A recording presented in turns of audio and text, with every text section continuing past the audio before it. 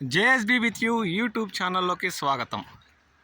2026 చిత్తూరు జిల్లాలోని మామిడి పంట దిగుబడులు అనే కార్యక్రమంలోకి స్వాగతం. నేను మీ శ్రేయభిలాషి జేఎస్ బావాజాన్. ఇప్పుడు మనం చిత్తూరు జిల్లా కల్లూరు నుండి దామల్చుకు వెళ్లే మార్గంలో 10 పూట్ల బయలు పరిసర ప్రాంతాల్లో ఉన్న ఒక మామిడి తోటలో ఉన్నాం. గత ఏడాదితో పోల్చుకుంటే ఈ ఏడాది మామిడి పంటల దిగుబడులు చిత్తూరు జిల్లాలో దాదాపు 30 నుండి 40% మేరకు తగ్గాయని చెప్పాలి.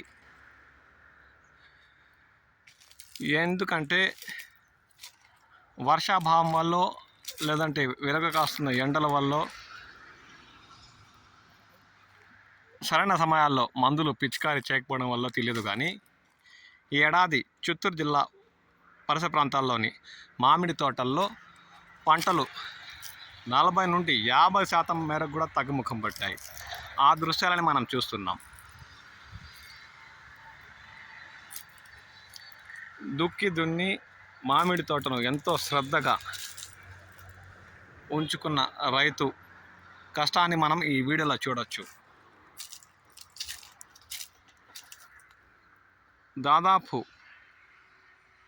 100 గ్రాముల నుండి 200-250 గ్రాముల వరకు ఉన్న వివిధ రకాల మామిడికాయలను మనం ఈ దృశ్యాల్లో గమనిస్తున్నాం. కొన్ని చెట్లల్లో అయితే దాదాపు ఇవి 20 ఏళ్ళకు పైగా ఉన్న ఈ మామిడి తోటల్లో చెట్ల వయసు 20 ఏళ్ళు పైబడి ఉందని చెప్పాలి. 20 ఏళ్ళు పైబడిన ఈ మామిడి తోటలోని చెట్లలో దాదాపు 60 నుండి 70% వరకు పంట దిగుబడి వచ్చిందని రైతు పేర్కొంటున్నారు. ఆ దృశ్యాలను మనం చూస్తున్నాం. ప్రతి ఒక్క చెట్టులో 50-40 లాంటి 60% పంట దిగుబడి వచ్చిన దృశ్యాలు కూడా గమనిస్తున్నాం. ఈ ఏడాది రైతులకు గిట్టుబాటు ధరలు లభిస్తే ఆర్థికంగా నిలదొక్కుకోవచ్చని వారు ఆశాభావం వ్యక్తం చేస్తున్నారు.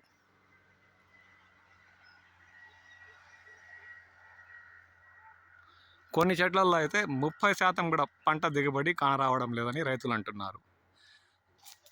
1-2 కాదు 3-4 సార్లు మందులు పిచికారీ చేసిన ఈ ఏడాది పంటల దిగుబడులు చాలా మేరకు తగ్గుముఖం పట్టినట్లు చిత్తూరు జిల్లాలోని రైతులు పేర్కొంటున్నారు.